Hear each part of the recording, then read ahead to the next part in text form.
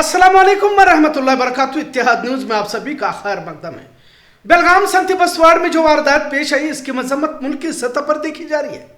Police महकमा की जानिब से कुछ लोगों को हिरासत में लेकर पूछताछ करने की बात कही जा रही है। यकीनन किसी इंतहाई घटिया मानसिकता के लोग समाज में रहते हैं, इससे अंदाजा कुछ वारदातें पेश आई जिस पर कहा जा सकता है आखिर किसी के मजहबी किताबों की तौहीन के बाद इन्हें क्या मिलता है, क्योंकि ये मुस्कुराने लगते हैं। ये भी उतना ही अहम सवाल है कि ये लोग कौन हैं जिनके जहनों में गोबर भरा हुआ है। उनसे उम्मीद भी नहीं की जा सकती, ये अलग बात है। कोई भी किसी भी धर्म जात का हो, लिहाजा एक दूसरे मजाहिब के मुकद्दस किताबों की इज्जत करनी चाहिए। भारत एक लोकतांत्रिक मुल्क है और सभी धर्म मजाहिब को एक नजर से यहाँ देखा जाता है और यही यहाँ की तालीम, तहजीब, तमद्दुन है। लेकिन पिछले कुछ अरसे से फिरका परस्त ज़हनियत बेकाबू होते जा रहे हैं। किसी भी समाज मजहब पर तौहीन आमोज़ बातें करना आम होता जा रहा है। आखिर नफरती ज़हनियत इतनी बढ़ क्यों रही है और ये किस तरह की मानसिकता है कि किसी के धर्म ग्रंथ को जलाने के बाद इन्हें मुस्कुराहट आती है, इस पर भी गौर करने की जरूरत है। जबकि संती बसवाड़ मामले पर दिगर समाज के लोगों को भी आगे बढ़कर मजम्मत करना चाहिए था, पर इस तरह की तस्वीर कहीं पर नजर नहीं आ रही।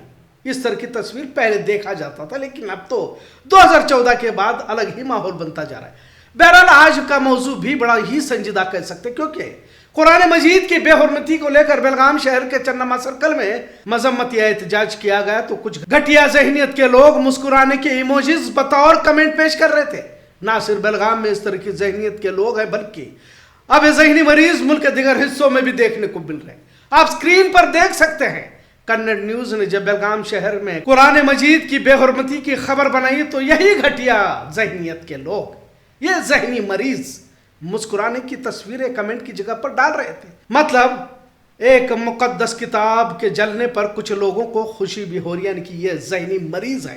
किस मानसिकता से मुतासिर ये लोग हैं, और यही लोग होते हैं जो इंसानियत की बजाय हैवानियत का, शैतानियत का मुजाहरा करते हैं।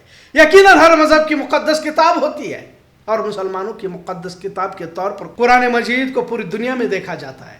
ये हुक्म खुदावंदी है और ये भी बात उतनी ही अहम है कि यह किताब सिर्फ मुसलमानों के लिए बल्कि सारी इंसानियत के लिए भेजी गई और यह किताब मशाले राह है, तभी तो दुनिया भर में सबसे ज्यादा पढ़ी जाने वाली किताब के तौर पर देखा जाता है।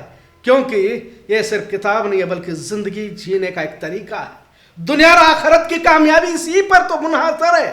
पर हैवान सिफत लोगों को इसकी अहमियत का क्या पता, और हमें इसकी जरूरत भी नहीं है। लेकिन अपने आप को समाज में बड़े इज्जतदार और भाईचारे का पैगाम देने वाले भी चेहरे कई बार बेनकाब हो जाते हैं। ये तो नकाब शराफत का ओढ़कर अंदर नफरत का जहर लिए घूमने वाले लोग भी इस वक्त मंजर आम पर देखने को मिल रहे हैं। हमने इससे पहले भी देखा है कि जब गाजा पर हमले हो रहे थे तो इस घटिया मानसिकता के लोगों को सुकून मिल रहा था और खुशियों का इजहार कर रहे थे। कुछ ने तो जब गाजा पर बमबारी हुई तो हैप्पी दिवाली भी कहा था। क्या वाकई हैवानियत इस हद तक पहुंच चुकी है कि इनके अंदर का जमीर मर चुका है? अगर किसी मुसलमान की मौत होती है, मुसलमानों का कोई नुकसान होता है तो ये दरिंदा सिफत लोग मुस्कुराने लगते हैं। आखिर कौन लोग हैं? आखिर किस तरह की तहजीब इन्होंने पाई है?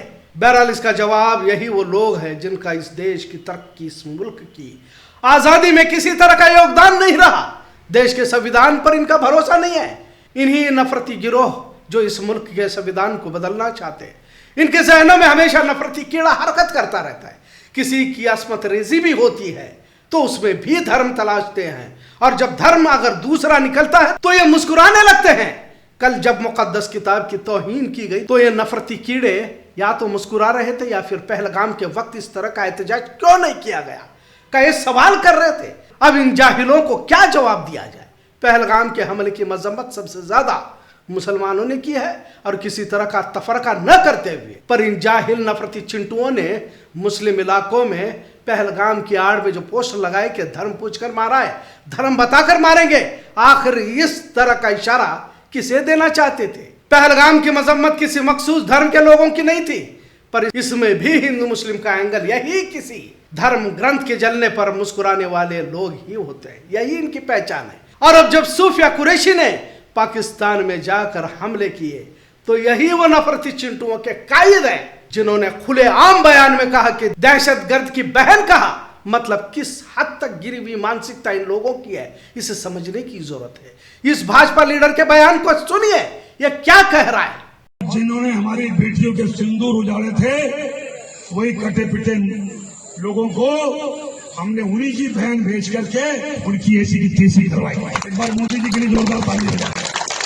उन्होंने कपड़े उतार उतार के हमारे हिंदुओं को मारा और मोदी जी ने उनकी बहन को उनकी ऐसी की तैसी करने हमारे जहाज से उनके घर।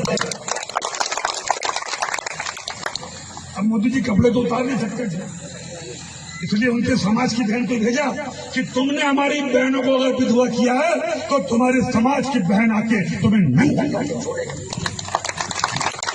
बड़े ही अफसोस के साथ कहना पड़ता है कि आज यही नफरती गिरोह दंदना रहे हैं, इन्हें कोई पूछने वाला नहीं है। पाकिस्तान में जाकर हमला करने वाली सूफिया कुरैशी जो देश के लिए एक मॉडल बन चुकी है, लेकिन ये नफरती चिंटुओं के लिए यहां पर भी धर्म तलाशा जाता है।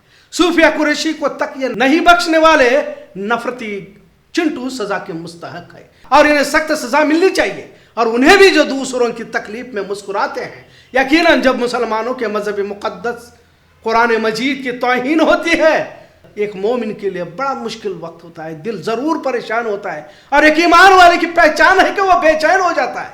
लेकिन ये बेचैनी इन फिरका परस्तों की खुशी का सबब होता है, क्योंकि तकलीफ में मुस्कुराने वाले शैतान सिफत लोग ही होते हैं। इन पर किसी तरह की नकील नहीं कसी जा रही, पर याद रखें कि हमेशा इंसानियत ही कामयाब और जिंदाबाद रहती है। यकीनन ये नफरती गिरोह किसी की बुराई में मुस्कुरा जरूर सकते हैं, क्योंकि ये खुद किसी की मुस्कुराहट का सबब नहीं बन सकते। ये किसी को हंसते मुस्कुराते या खुश होते नहीं देख सकते। इनकी परवरिश, इनकी तहजीब इस तरह की होती है। बस्तियां, घरों को उजाड़ना ही इनका काम होता है। गाजा के मासूम बच्चे जब बारूद की चपेट में आकर शहीद होते हैं तो उनको खुशी होती है। कहीं पर मस्जिद शहीद की जाती है तो इनके चेहरे खिल उठते हैं, क्योंकि ये जहनी मरीज होते हैं और ये तमाम बड़ी तादाद में आजकल भारत में पाए जा रहे हैं।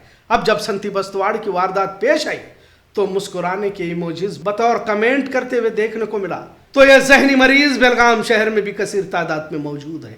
अब इन पर भी कार्रवाई होनी चाहिए, क्योंकि किसी के धर्म ग्रंथ को जलने की खबर और फिर उस खबर पर मुस्कुराना जुर्म है। सोशल मीडिया पर पुलिस की नजरें हैं। ऐसा नहीं कि सिर्फ एक ही समाज में इस तरह की मानसिकता देखी जाती है, दिगर समाज में भी अगर इस तरह के लोग पाए जाते हैं तो कार्रवाई होनी चाहिए। इन जहनी मरीजों से माशरे को बड़ा नुकसान है, फिर वो किसी भी धर्म का हो। कुरान मजीद की तौहीन के बाद बड़ी तादाद में मुस्लिम नौजवानों में चन्नमा सर्कल में एहतजाज किया। इस पर यह भी सवाल उठाना कि क्योंकि अक्सर कमेंट इस तरह के आए कि मुसलमानों ने पहलगाम पर इतना बड़ा एहतजाज क्यों नहीं किया।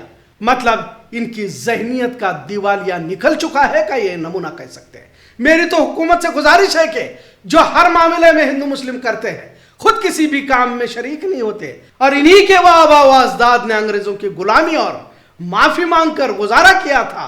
सुभाष चंद्र बोस की फौज के खिलाफ अंग्रेजों से हाथ मिलाया था और उन्हीं की नस्लों में से कुछ लोग आज भी यहां पर बाकी हैं। इन जहनी मरीजों को जमा करके पाकिस्तान से जंग के लिए इन्हें सरहदों पर भेजा जाए, ताकि इनकी हकीकत भी सामने आ जाए और इनकी हेकड़ी भी निकल जाए। क्योंकि वो असल दुश्मनों से तो नहीं लड़ते, लेकिन अंदरूनी मुसलमानों से इनकी अदावत देखी जाती है। दुनिया को मालूम हो जाए कि बजाय मुल्क को मुत्तहिद करने के देश को तोड़ने का काम करने वालों का इलाज अब बहुत जरूरी हो गया है। कोई भी किसी भी धर्म, जात पात, नस्ल का हो, अगर देश में नफरत परोस रहा हो, किसी भी मजहबी किताब या धर्म ग्रंथ या राष्ट्र पुरुषों के पुतलों को तोड़ता हो, खुद गोश्त का कारोबार करके करोड़ों कमाकर गरीब को गोश्त खाने पर जान से मारता हो, ऐसे मरीजों को देश विरोधी ताकतों को ढूंढ कर कार्रवाई होनी चाहिए। क्योंकि इनकी मुस्कुराहट देश हित में नहीं है, क्योंकि ये जहनी मरीज कोरोना मर्ज से भी खतरनाक है और इनकी भी वैक्सीन जल्द निकालना होगा, इतना जरूर। आज का मौजू कैसा लगा इस पर जरूर कमेंट करें। इत्तेहाद देखने के लिए शुक्रिया। अल्लाह हाफिज।